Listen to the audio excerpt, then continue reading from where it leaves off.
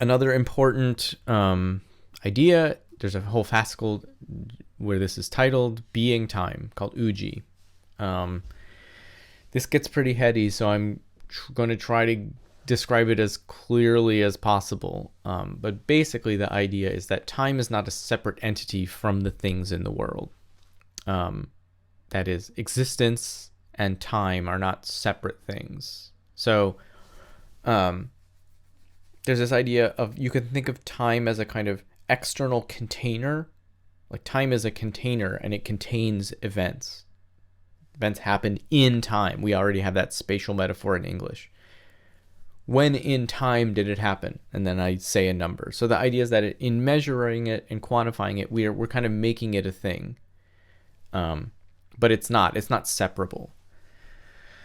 So that sounds pretty heady. So here's an analogy that at least helps me to kind of make sense about how to think of being and time as the same. So he's saying it's not like there's being and time, that's like things exist in time. That is, there's things that exist and there's a container, time, that houses them. Dogen's rejecting that. Dogen's saying there's only one thing, and it's being time. You have to write it hyphenate it. So here's a kind of intuitive view parallel to the one that Dogen's rejecting. You might say something like, sound moves through the air. You say, oh, yeah, the sound moved through the air and then I heard it. So the idea is that there's air, and then the sound moves through it from a speaker to my ear, and then I hear it. So the air is a kind of container for the sound to move through. Dogen says no, and you might say, if you study a little more physics, you say, oh, but sound just is waves in the air. Sound just is high and low pressure air moving. So anytime you hear a sound, it's not like there's a thing that's separate from the air that's moving. Sound just is high and low pressure air moving back and forth.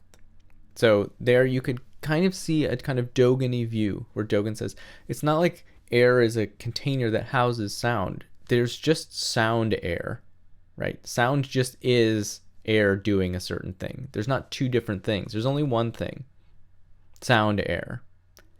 And so the way to think of Dogen's view on being time is that existence and time work like that. There's existence time. There's being time, right? There's not time and that houses certain things that exist.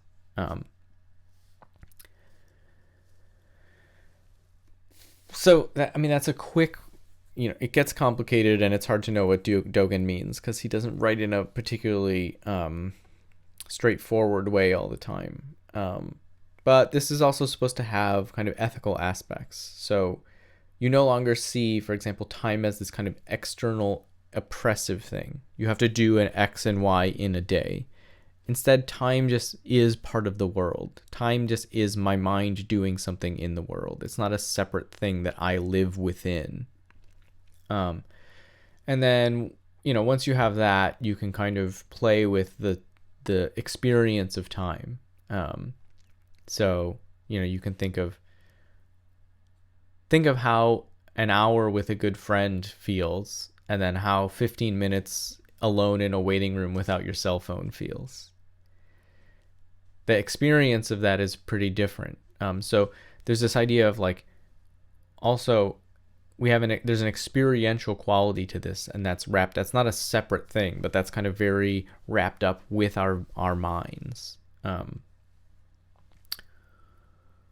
that's true of space too. So another Buddhist philosopher who's writing much later named Watsuji has this example of certain things could be closer in distance, but they feel farther. So because, if you've ever ridden a subway system, that there's local stops and express stops. And he says, you might feel like an express stop that's physically farther away feels closer because it's an express stop, although a much more near local stop doesn't feel as close, even though it actually is closer, just because it's harder to get to. And you've sort of internalized the experience of the subway, and now you feel like certain things that are closer just because they're easier to get to. So it'd be kind of like that. You can have that with time and with space.